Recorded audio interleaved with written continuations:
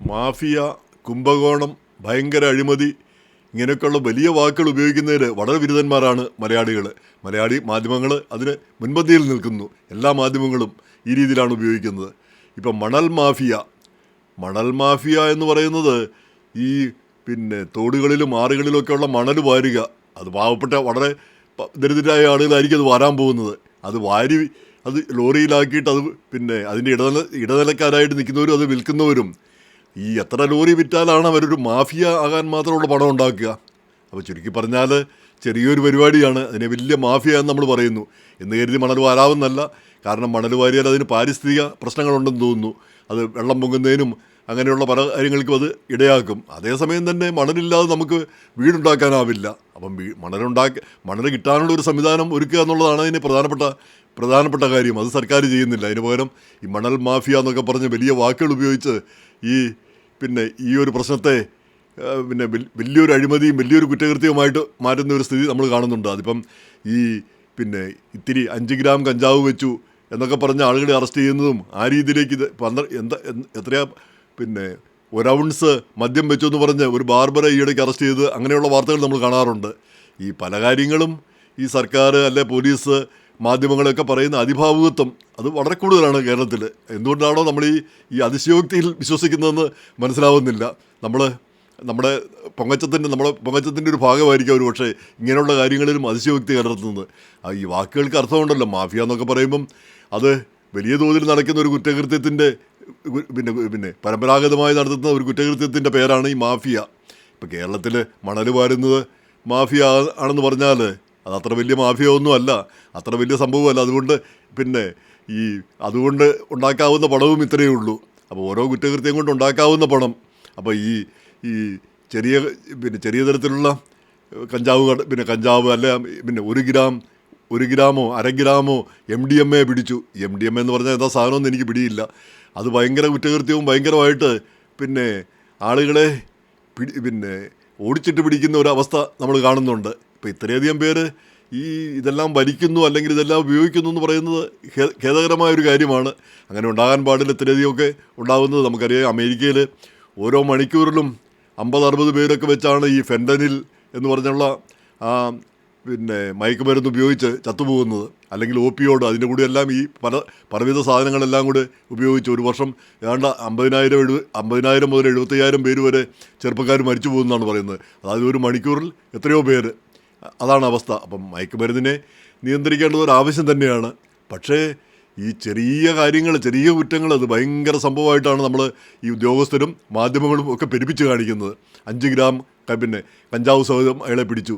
ഈ കഞ്ചാവ് അമേരിക്കയിലും കാനഡയിലും പാശ്ചാത്യ രാജ്യങ്ങളൊക്കെ നിയമവിധേയമായൊരു കാര്യമാണ്. ഇന്നല്ലെങ്കിൽ നാളെ കേരളത്തിലും ഇന്ത്യയിലും അത് നിയമവിധേയം ആകുക തന്നെ ചെയ്യും.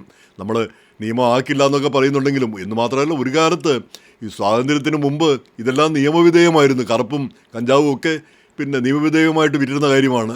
അപ്പോൾ അത് നാളെ കറുപ്പ് തിരിച്ചു വരില്ലായിരിക്കും. പക്ഷേ കഞ്ചാവൊക്കെ ഈ പാശ്ചാത്യ രാജ്യങ്ങളിലൊക്കെ ആകാമെങ്കിൽ ഇന്ത്യയിലും ആകാം, അത്രയേ ഉള്ളൂ. പിന്നെ MDMA അതെങ്ങനെയാണ് കിട്ടുന്നതെന്നും അതിൻ്റെ പ്രസക്തി എന്താണെന്ന് എനിക്ക് മനസ്സിലാവുന്നില്ല. അത് എത്രയാണെന്ന് എനിക്ക് അറിഞ്ഞുകൂടാ. ഒരു പക്ഷേ വലിയ സംഭവമായിരിക്കും. പക്ഷേ 1/2 ഗ്രാം പിടിച്ചു 1 ഗ്രാം പിടിച്ചു എന്നൊക്കെ പറഞ്ഞ് അത് ഭയങ്കര വാർത്തയായിട്ട് കൊടുക്കുന്ന ഒരു സ്ഥിതി ഇപ്പോൾ കാണുന്നുണ്ട്. അപ്പോൾ ചെറിയത് കണ്ടാൽ മതി.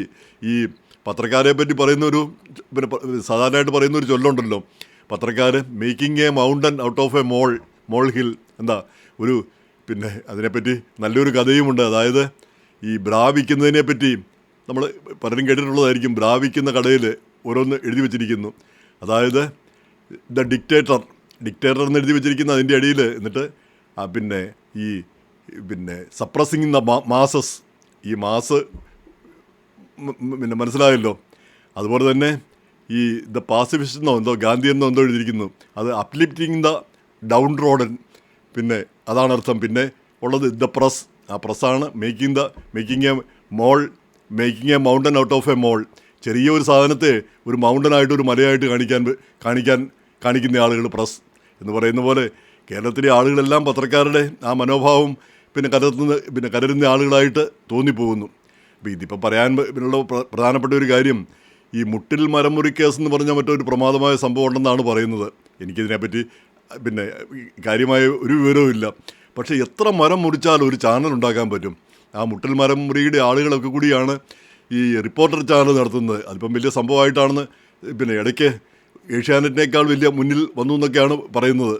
അപ്പോൾ അതിനെ ആ റിപ്പോർട്ടർ ചാനലിൽ വർക്ക് ചെയ്യുന്ന സുജയ പാർവതി ഇടയ്ക്ക് ഇന്ത്യ പ്രസ് ക്ലബിൻ്റെ സമ്മേളനത്തിൽ വരികയും ചെയ്തിരുന്നു, പിന്നെ ന്യൂജേഴ്സിയിൽ. അപ്പോൾ അവർ ഈ പിന്നെ മുട്ടിൽ മരം മുറി കേസിൽ ഉൾപ്പെട്ട അഗസ്റ്റിൻ പിന്നെ അങ്ങേര് പത്രപ്രവർത്തനമായിട്ട് മാറിയതിനെപ്പറ്റി നല്ല അഭിപ്രായമാണ് പറഞ്ഞത്. അവർ പിന്നെ 1.5-2 വർഷത്തോളം അതെല്ലാം കണ്ടും പഠിച്ചും അതിനുശേഷമാണ് അയാൾ പത്ര രംഗത്തേക്ക് വന്നത്. ആയിക്കോട്ടെ, നമുക്കൊരു വിരോധവുമില്ല.